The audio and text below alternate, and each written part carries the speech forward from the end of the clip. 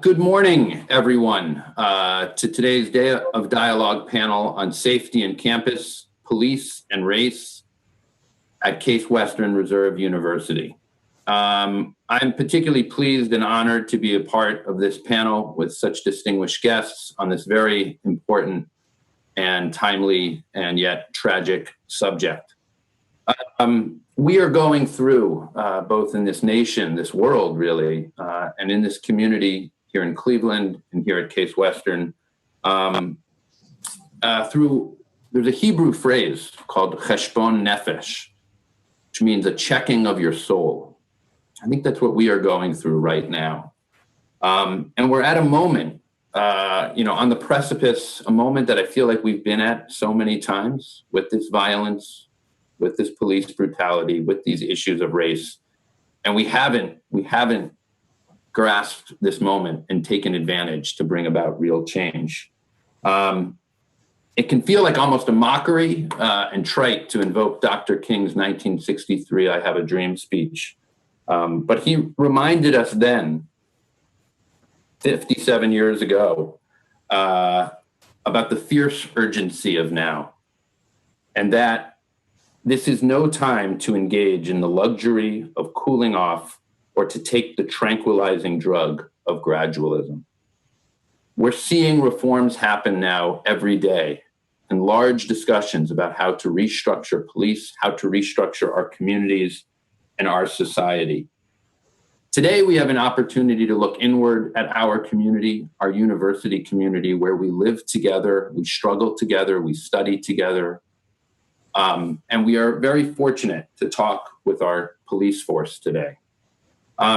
University police are in a unique position in many respects, being controlled by the university, and yet they have some of the very same issues that pervade policing everywhere.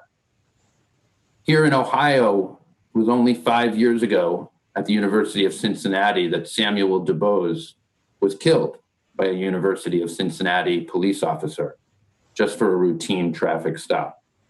And so we know that these issues of police brutality can take place here on this campus. There's always that potential.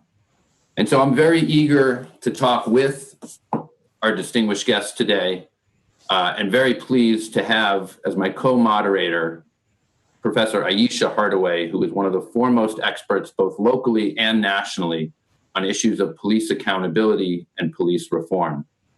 Professor Hardaway? Thank you, Dean Cover. Many thanks to each of you for your participation in today's conversation. Conversations about how and if communities want to be policed are happening with great urgency in cities across the country right now. Many elected and appointed officials have joined the conversation. Some would say finally, but grappling with this topic isn't new for those in Brown and Black communities who are disproportionately impacted by police violence.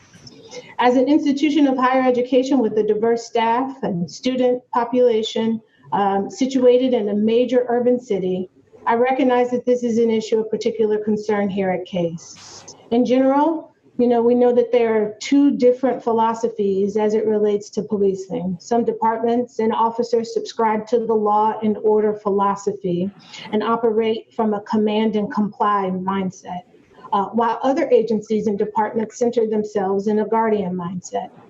The philosophy adopted by university police is of critical importance, and today's dialogue presents an opportunity for our campus community to learn more about those who lead and serve on our campus. I'm grateful to have Megan Poth with us, as well as Chief Jay Hodge and Sergeant Paul Owens. And so now I'd just like to take some time, if we could, and have each of our panelists introduce themselves, including a description of their role, their day-to-day responsibilities, and any relevant education or prior job experience they'd like to share with us today. I'll start with Ms. Poth. Thank you. My name is Megan Koth. I've been with the university for 2.5 years. My position is I'm the Director of Resiliency. I'm responsible for emergency management, business continuity, and our dispatch center. I am currently working a lot on COVID response, so that's been something that's taking up a lot of my time. I am a civilian. I have no police experience. However, I've worked on numerous disasters around this country when I worked with the Red Cross, tornadoes, hurricanes, flooding, and I've worked with law enforcement, fire departments, EMTs, and how to respond and recover from those situations. I also work in the department to help write a lot of policies and procedures related to our alerts and how we respond to different situations. Thank you. Now I'd like to move Sergeant Owens. Could you tell us a little bit about your day-to-day? Yes. Good morning, everybody. My name is Paul Owens. I am a sergeant with the Case Western Reserve University Police Department. I assist Chief Hodge with the day-to-day patrol operations with our officers. I'm also in charge of special events, and then I am in charge of our training unit and oversee all the officers' training that we go through OPATA and our other certifications that we have. Thank you. And then last but not least, Chief Hodge, could you tell us a little bit about who you are, how you came to this job, what your day-to-day operations look like, and anything else you'd like to share as introductory remarks? Morning, everyone. Thank you. I'm Chief Jay Hodge. I've been serving in the capacity of Chief of Police for the past 5 years.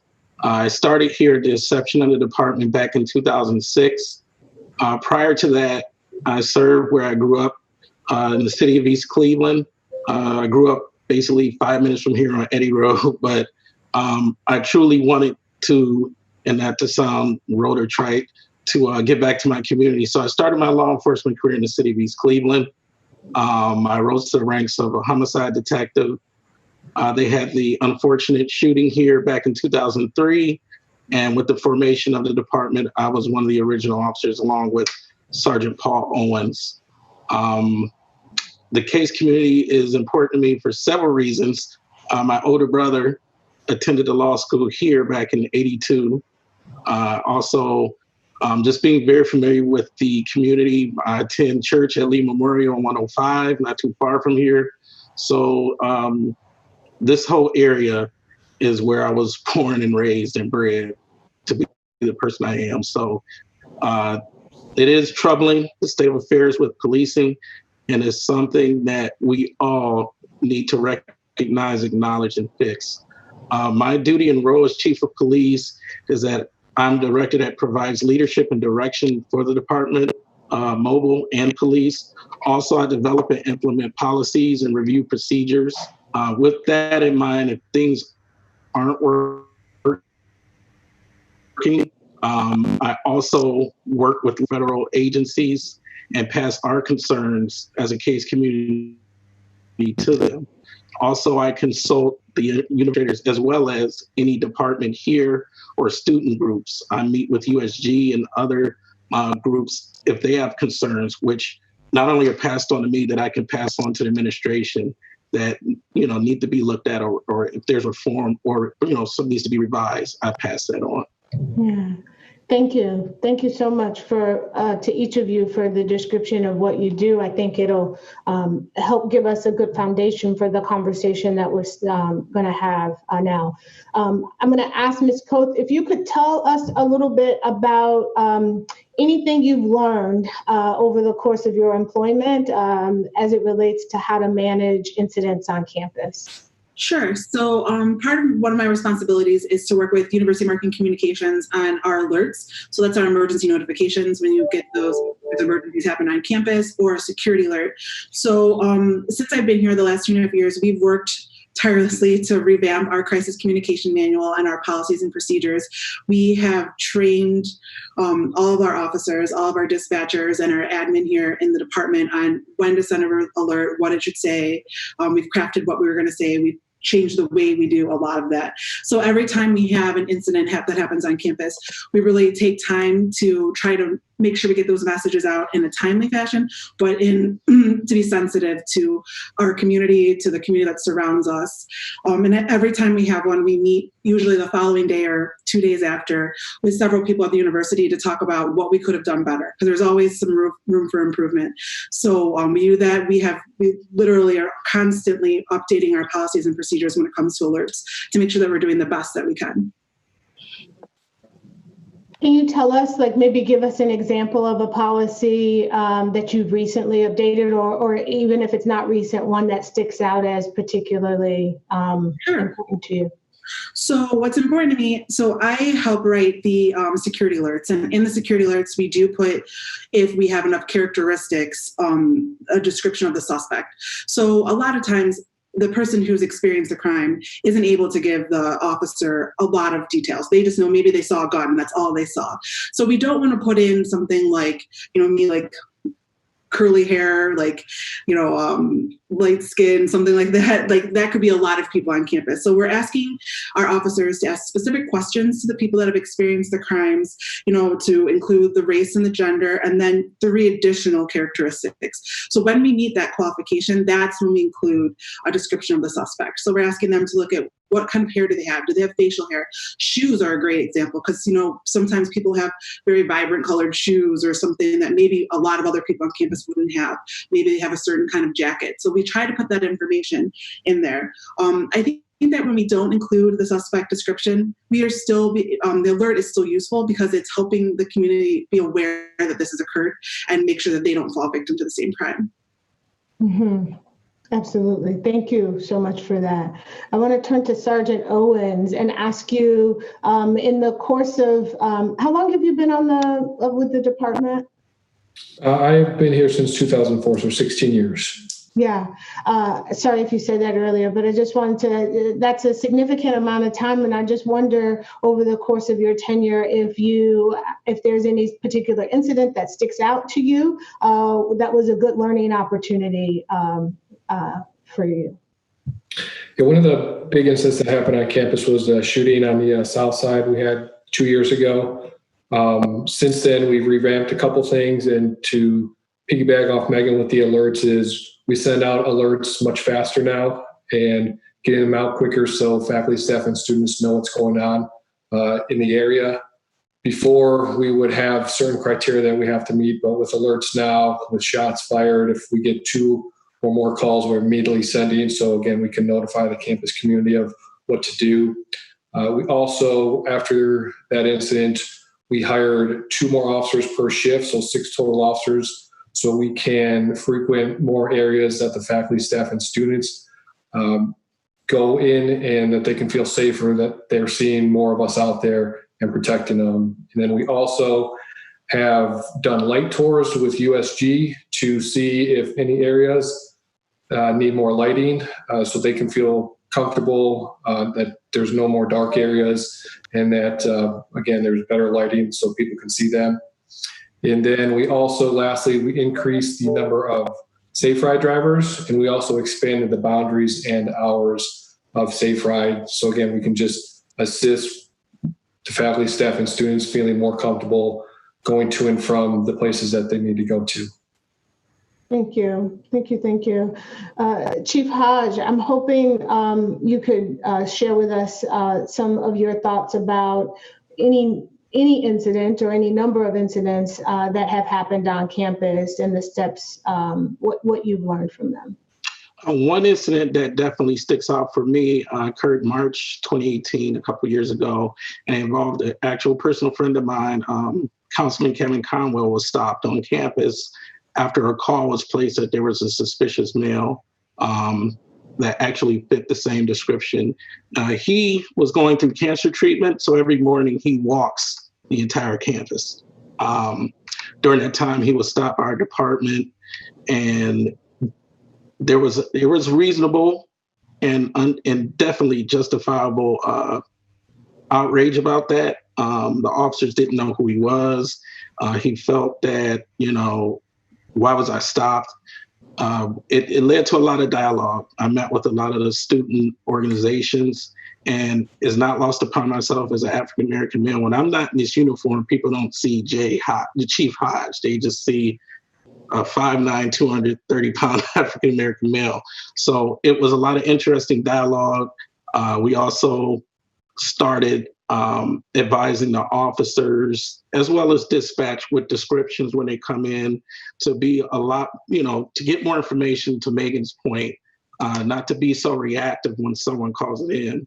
I've heard several things that's been disturbing throughout the years, where the students of color feel they have to wear a case shirt or a case backpack so they're not stopped or harassed by officers, and it shouldn't be that way. Mm-hmm. As Dean mentioned, we're here, to be their protection. Our parents are entrusting their safety to us. And if they don't feel safe by the officers that's protecting them, that's a huge problem. It's a very huge problem. So it was a dialogue we not only had with the campus community, but with the department as a whole, as far as how we respond to calls. And, there needs to be an open dialogue on that. If you don't feel safe, where you're here to get an education, how can I, as chief of police, honestly say we're doing our good job to make sure everyone's safe? So it shouldn't, dialogue is needed. And if there's a concern, it should be brought up and it should be addressed. Yeah, thank you. I think your comments are so insightful to the extent that, with Councilman Conwell, right? He's a leader in the community, and some would say you should know who he is. But the reality of the situation is no one wants to feel, regardless of their status, right? Whether they're a student or a councilman or just a community member walking down the street. They don't want to feel as if they are being unfairly targeted for being in our space. And so I appreciate you lifting up that incident and thinking about the ways that we can learn from it. I wanted to move on to our next question and ask, and I'll let whoever wants to go first on this one. How have you been impacted by the national incidents of police violence that have now garnered, we've been talking about them for some time in this country, but they've now garnered worldwide attention? It has impacted me greatly. Hold my emotions in check. As a African-American male, it's disturbing. Not to be an indictment on all law enforcement, but this shouldn't have happened. And it's not only this incident, but all others. Sandra Bland, Laquan McDonald, and it's continuing to happen. And it's very upsetting.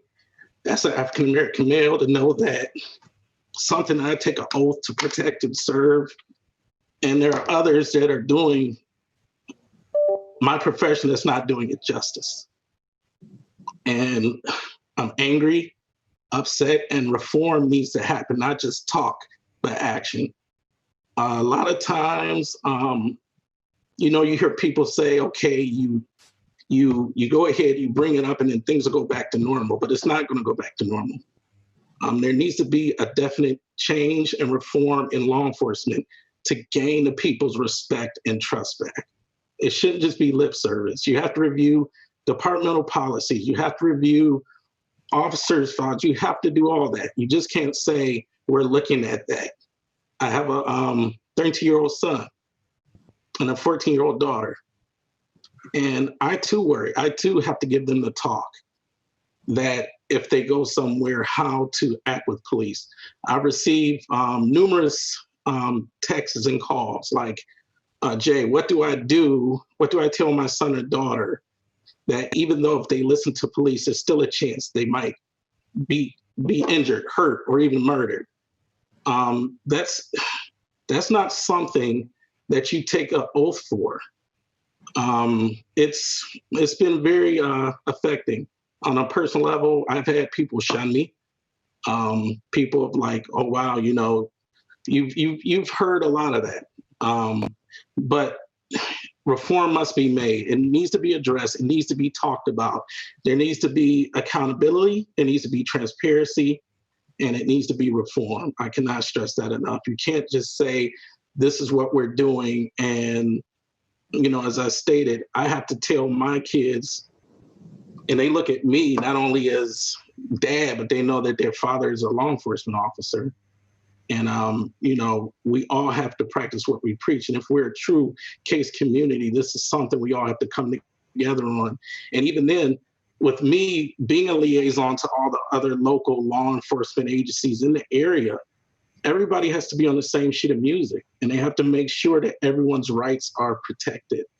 For years, African Americans have been fighting for civil rights. Now we're fighting just for our life, and it's ridiculous. It shouldn't be happening. I appreciate your thoughts and share many of them. Sergeant Owens or Ms. Koth, either of you want to talk about the current moment and movement and how it's impacting you?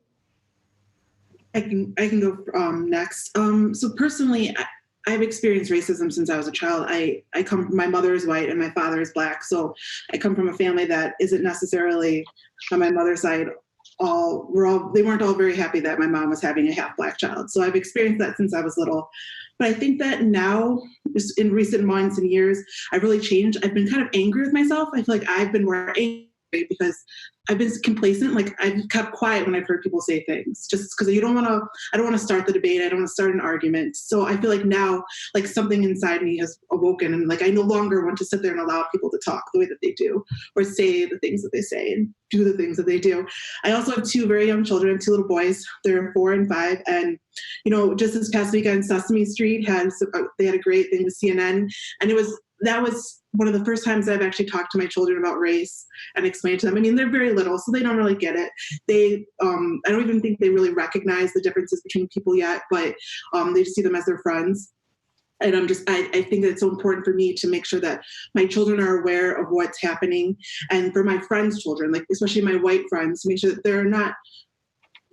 you're not protecting your children by not talking about it just because you have white children. Like, they need to have that conversation about racism to make sure that they're never part of it, and they're never just being a bystander and letting it happen to somebody else. So I've been having those conversations with my friends and my family, and I think that that's what's changed for me recently, is that I feel like I've taken a little more active role in my personal life, and what we can do to make a difference.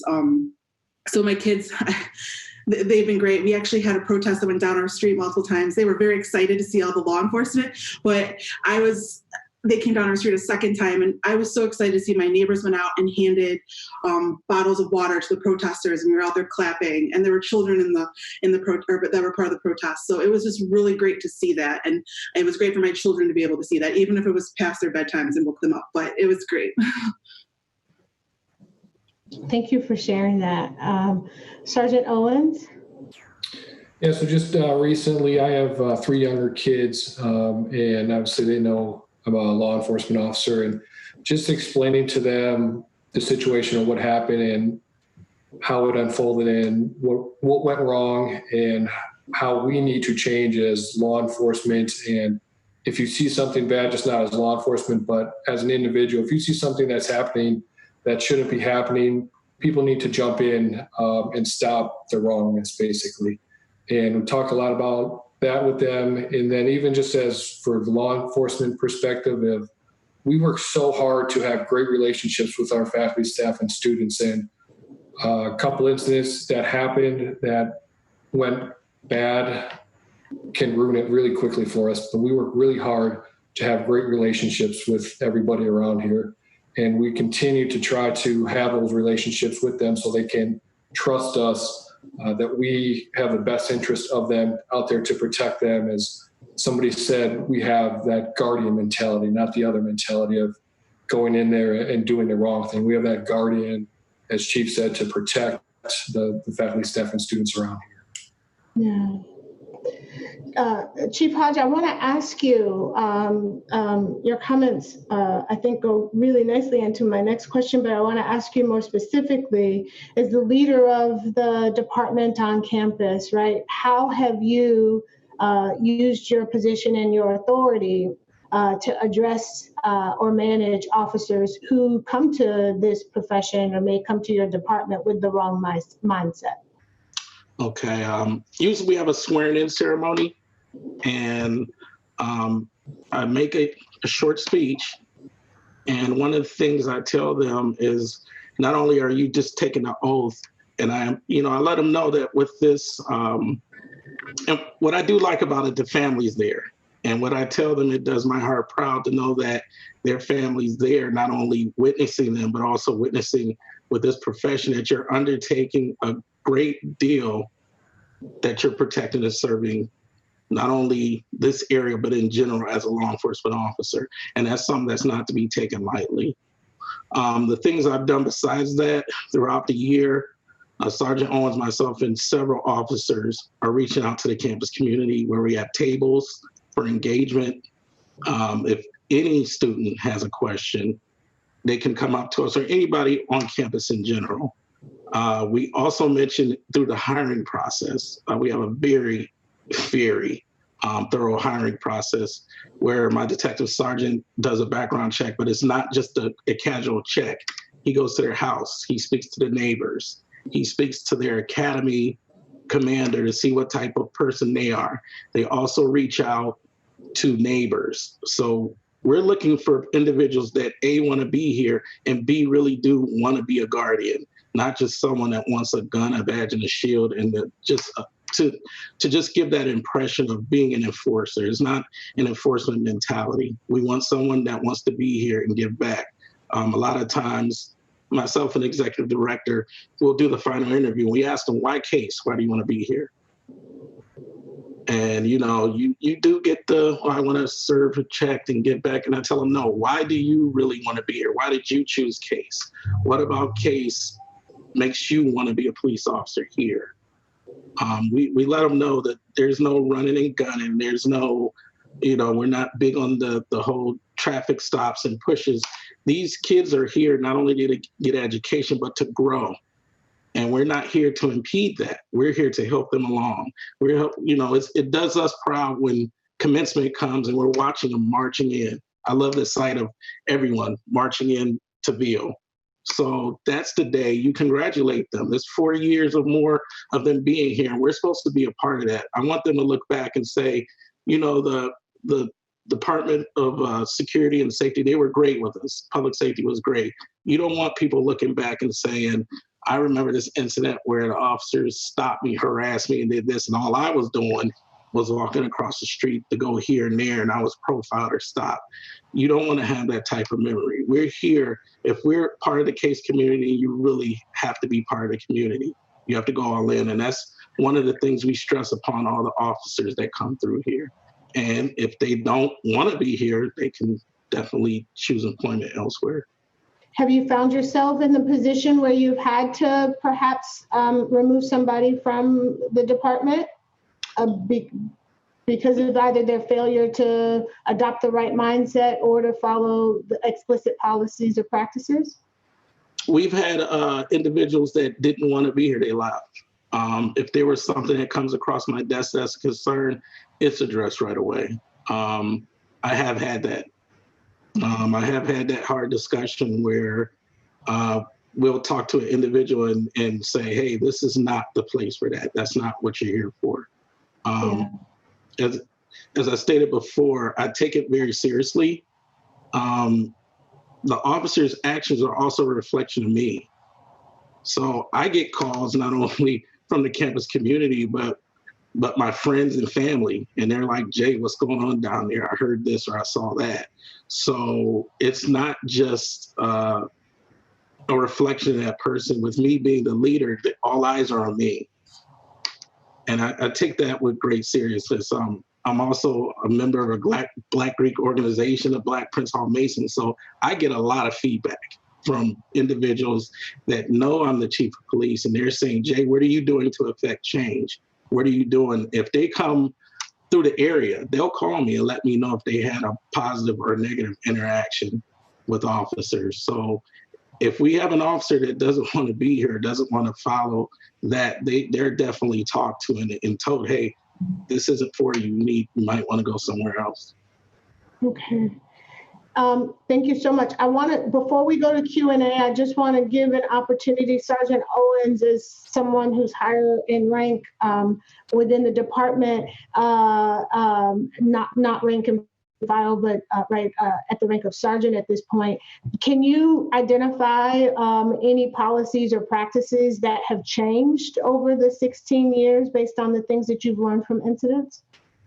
Yeah, so since we've started our police department, we've become part of two accreditations. One is the Aia Clia Accreditation, which is the International Association of Campus Law Enforcement Administrators. We became certified in 2018. And to become certified, you need to meet certain criteria for standards. And couple chapters have to deal with training standards. So every new hire will receive bias-based police training, ethics training, use of force training, and pursuit policy training, amongst other things.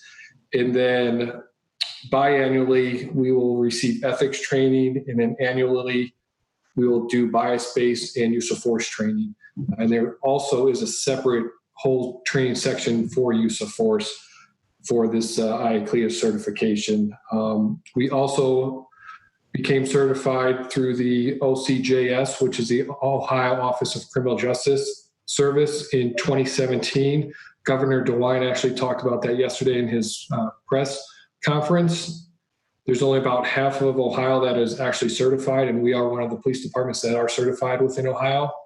And they also have use of force criteria, recruitment and hiring criteria, community engagement, and they will be switching probably in 2020 to a pursuit policy also with them. Pursuits are a pretty big topic also in law enforcement on when they should and shouldn't be conducted. So those are the things we have done as a department throughout the years to make us a better department and hold us accountable for all these standards on what we do. Wonderful, thank you. Dean Cover, I'd like to turn it over to you so that we can get the voice of the community into the conversation through the Q&A. Absolutely, thank you.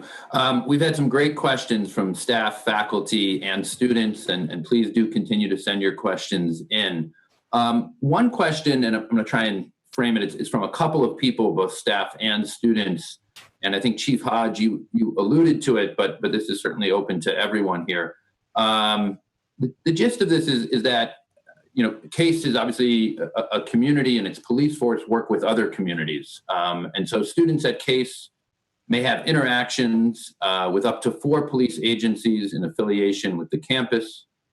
And the question asks, what steps are administrators and the police at CASE taking with Cleveland Heights Police, Cleveland Clinic Police, University Circle Police, and Cleveland Police to ensure that CASE continues to be a safe campus for all of its students, particularly Black students? And the question elaborates, what do those conversations look like? Who is involved? And how in particular can students become more involved? I don't know if Chief Hodge, you want to begin? Sure. I have constant dialogue with the area chiefs. From UCPD, that's Jim Rapicki. From Cleveland Heights, that's Chief Annette Mecklenburg. We have a police department at UH, that's Jim Kobach. Cleveland Clinic, David Easton. Also, you have the BA.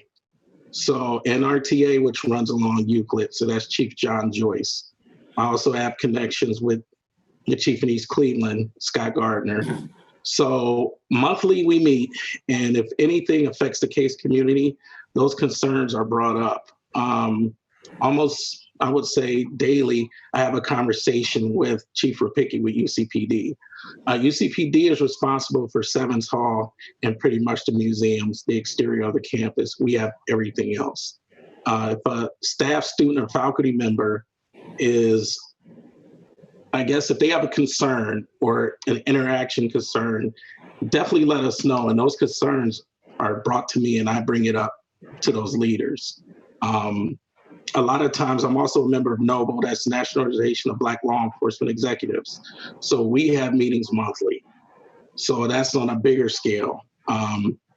There are a lot of people of color that have the rank of chief in the city of Cleveland besides Kevin Williams, myself. In Woodmere, you have Sheila Mason, the Federal Reserve Bank.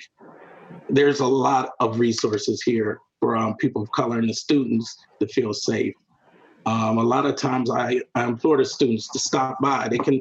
I'm here 5:30 in the morning. If they want to stop by, they can stop by, talk to me, any concerns, any interactions with the police or any other agency, feel free to stop by and let me know.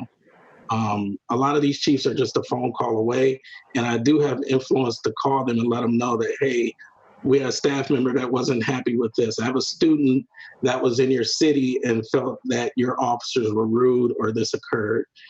Also the district commanders, Commander Todd, and the commander in the 5th, who's actually one of my fraternity brothers. I can speak to him as well. So don't hesitate to let us know. I think due to law enforcement, that lack of trust, people are very hesitant to speak to us and bring up concerns.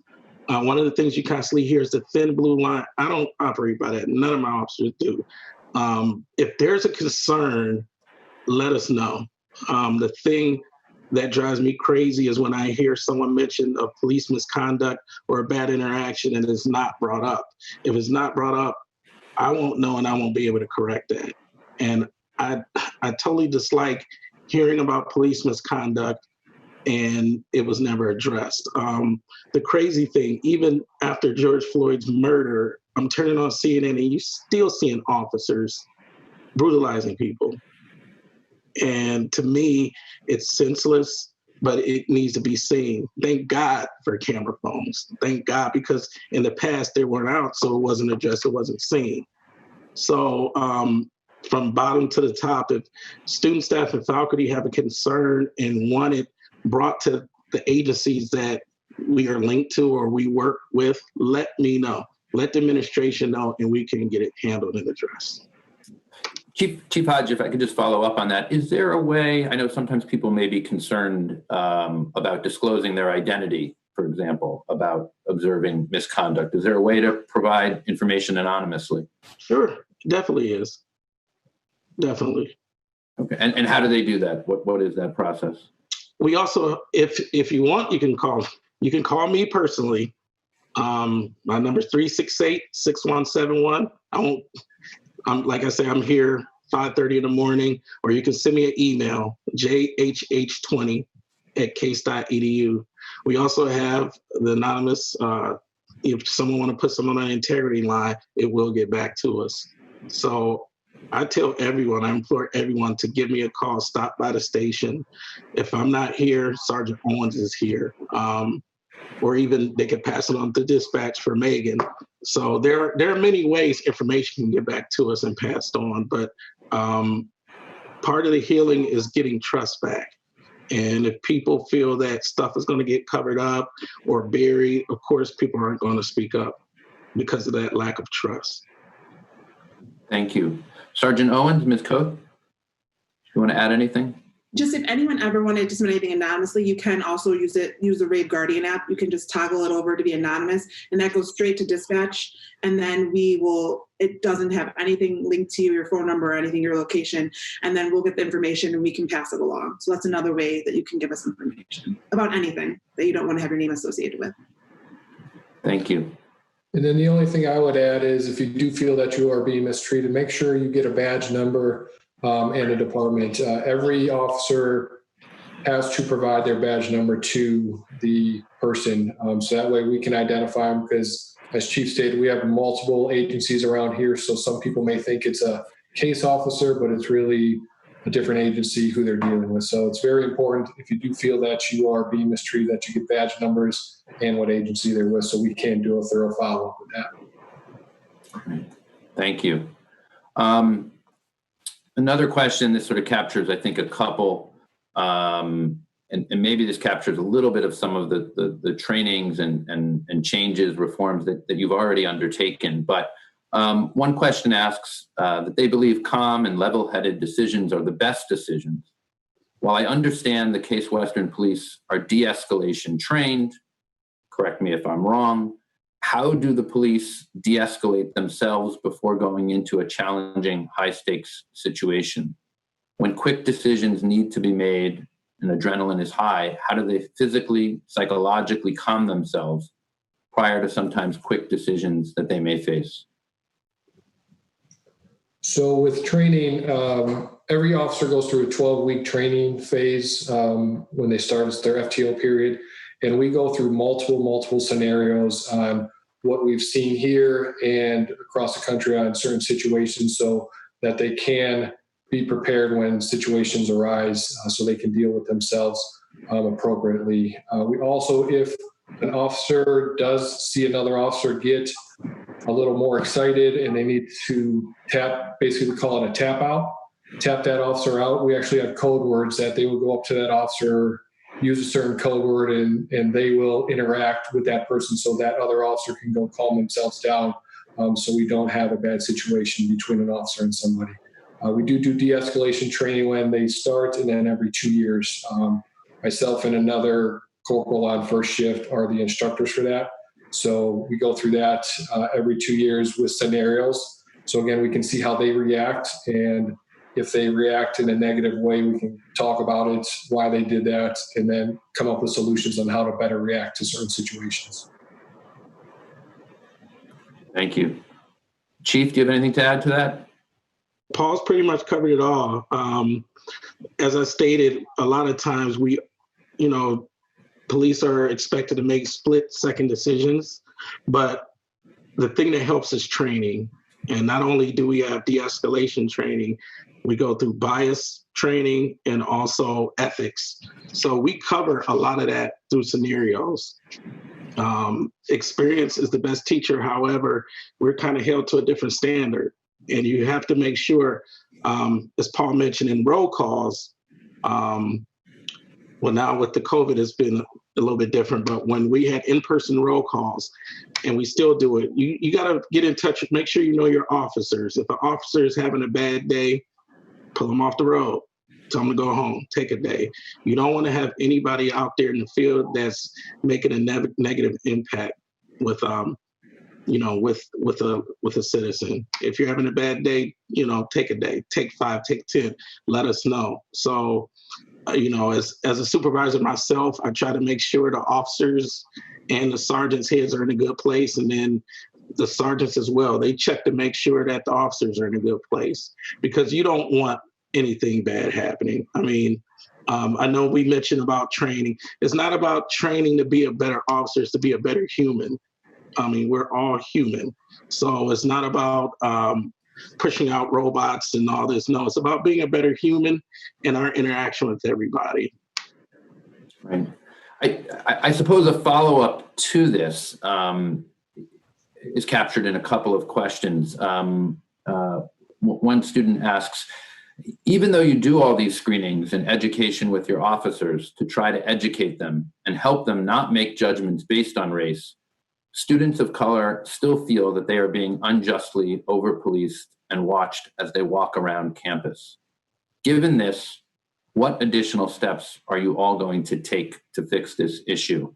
And I'll just add a corollary, perhaps, question is whether you can share data on how many students of color and international students are stopped by police. That data is definitely something we'll have to pull. I don't have that in front of me or from the top of my head. As I stated, when we met with USG or other student groups, they have let us know how they feel about dorm officers or our additional security officers. And you don't want it to be a police state. That is something that's not lost amongst us. You don't want the officers to feel like they're being over-policed and that everywhere they're going, there's an officer. It does feel, I can see where it definitely might feel intimidating, but at the same time, we want the students and staff to feel safe. But what we don't want them feeling like it's a police state. And I've definitely heard that, and that's definitely being addressed. We actually in the law school had a forum the other day. It's a very educational forum for me, and I think for many.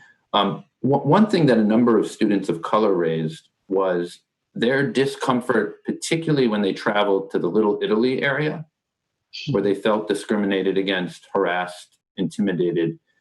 Is there a role, first of all, are you aware of those concerns? And secondarily, is there a role that Case Western Police can play in addressing those issues? Oh, I grew up in this area, so I can go back to 1982, 83, when I was a youngster. We were told, you don't go up Murray Hill. You don't go to that area. We are not part of Murray Hill. Basically, that's Cleveland's jurisdiction.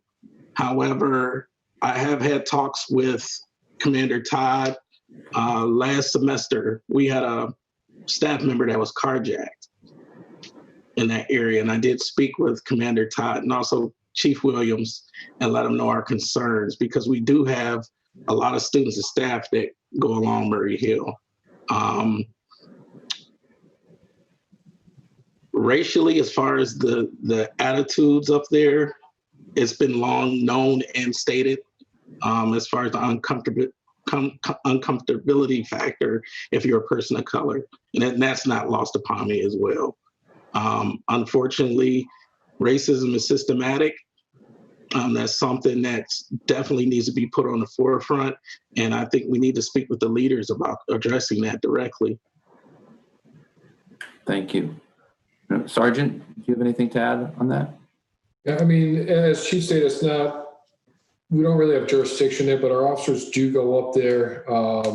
We do have, I think we last counted 10 African-American officers, and they are speaking with the business owners up there and trying to get that relationship better between our community and their community. Thank you. Another question from the Q&A pool asks whether you think it is advisable that campus police are armed.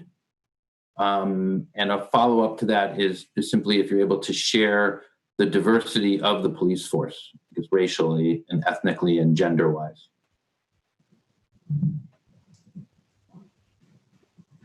So racially and gender-wise, right now we have 10 African-American. We have a police department of 28 right now. When we're full staff, we'll have 30.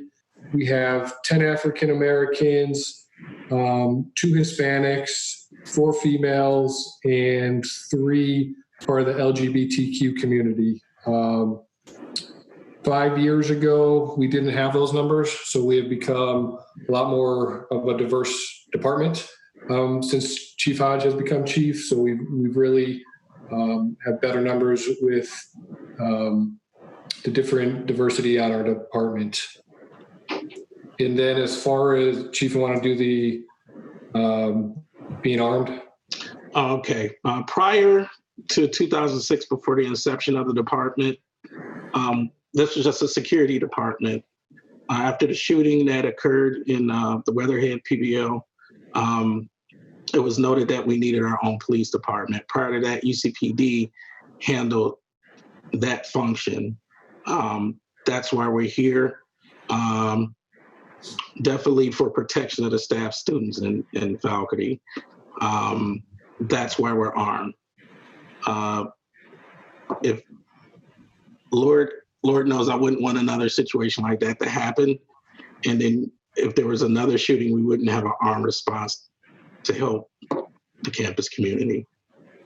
I'm definitely open to any talks about that, but that is why we're armed. Thank you. This is obviously has sort of both larger ramifications, but I think does address the case community as well.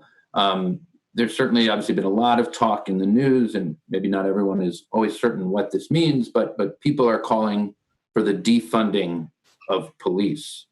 I suppose what are your thoughts about that? Both, I suppose, as a larger matter and as far as how that would affect case policing.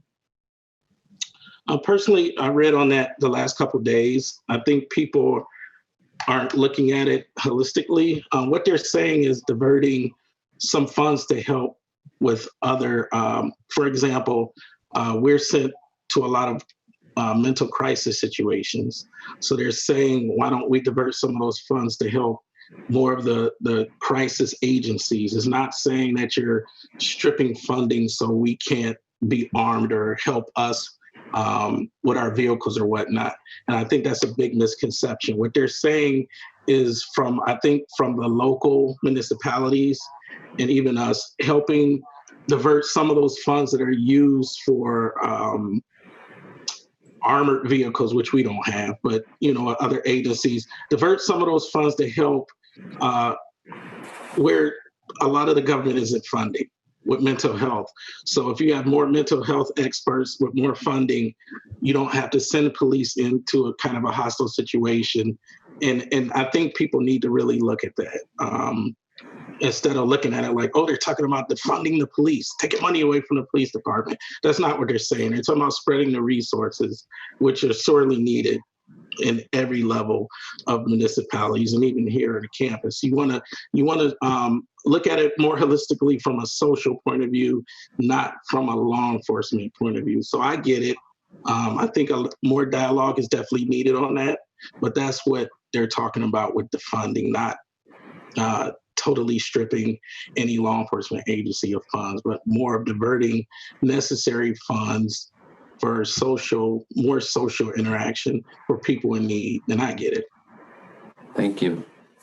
And just to hop on that.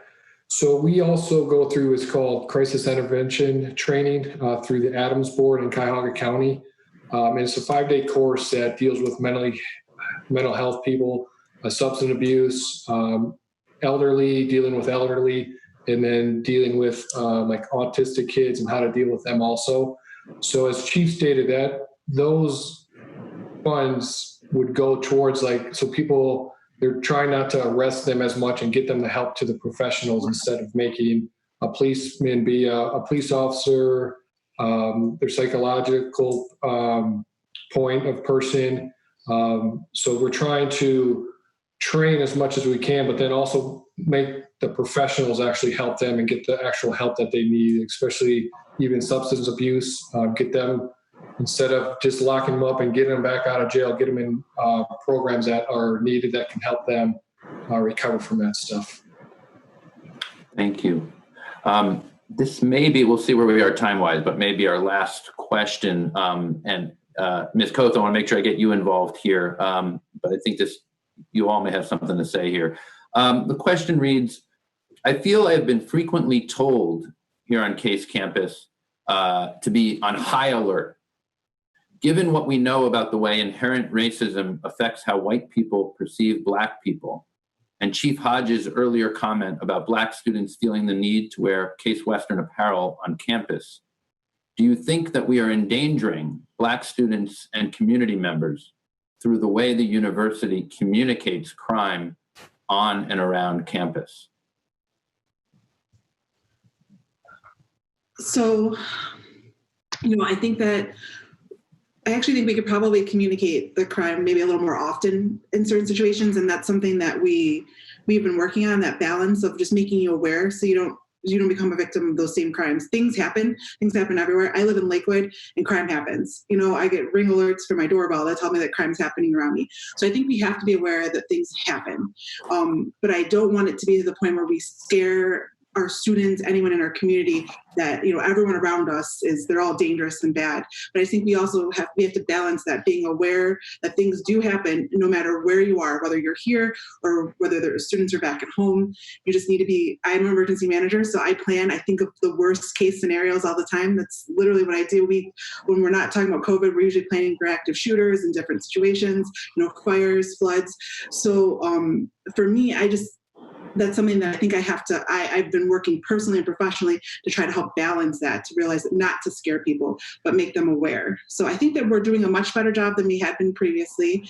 And I think that we still have room for improvement. Thank you. Chief, Sergeant? We definitely wanted to be more transparent. There was a definitely call for us when things happen, the students wanted to be aware, as well as parents.